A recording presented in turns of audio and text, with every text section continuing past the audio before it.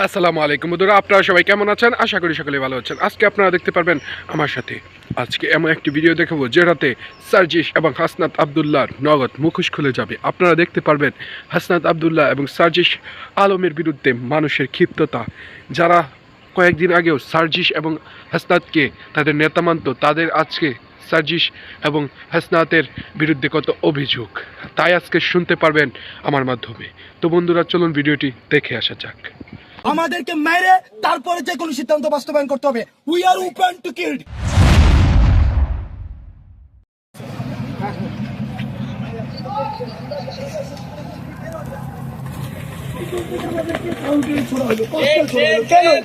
ভাই আপনারা কি বের হয়ে যাচ্ছেন?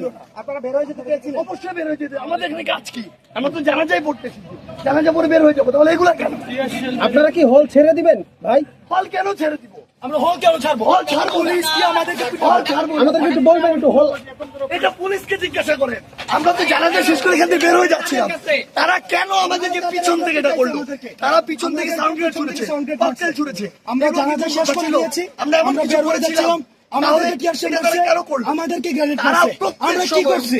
আমরা কি করছি বলেন আমাদেরকে। শাহবাগে তারা এটা করেছিলেন, কি করছি আমরা বলেন আমাদেরকে বলেন। ছাত্র সংগঠন দিয়ে ক্যাম্পাসে আমাদের ভাই বন্ধুকে গতকাল ছাত্র সংগঠন দিয়ে আমাদেরকে পিটাইছে, আজকে পুলিশ আমাদেরকে পিটাইছে। বলেন আমাদের দোষ কোথায়? এখান থেকে শুধু বের হয়ে যাচ্ছি।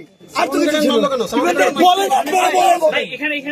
আপনারা বলেন যে আমরা এমন কি একটা করেছি যেটার কারণে তারা এটা মেরেছে। তারা পিছন থেকে ককটেল মেরেছে, সাউন্ড গ্রেনেড মেরেছে, টিয়ারশেল মেরেছে। এগুলার কারণ কি? আপনারা তারা প্রশাসন যদি সহযোগিতা না করতে চায় তাহলে কিভাবে শান্তিপূর্ণ থাকবে?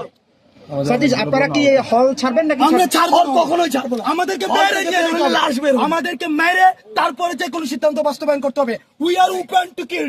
আমাদের এখন মেরে ফেলবে। আমরা এতক্ষণ পর্যন্ত ডিসকাশনের জন্য আমরা অলওয়েজ ওপেন ছিলাম। আমরা ডিসকাশনের জন্য আমরা অলওয়েজ প্রস্তাব দিয়েছি। এখন আমাদেরকে মেরে যে কোনো সিদ্ধান্ত নিতে হবে। আপনারা সংবাদকর্মীরা কেউ টিয়ার ছেলের জন্য দাঁড়াতে পারতেছিলেন না।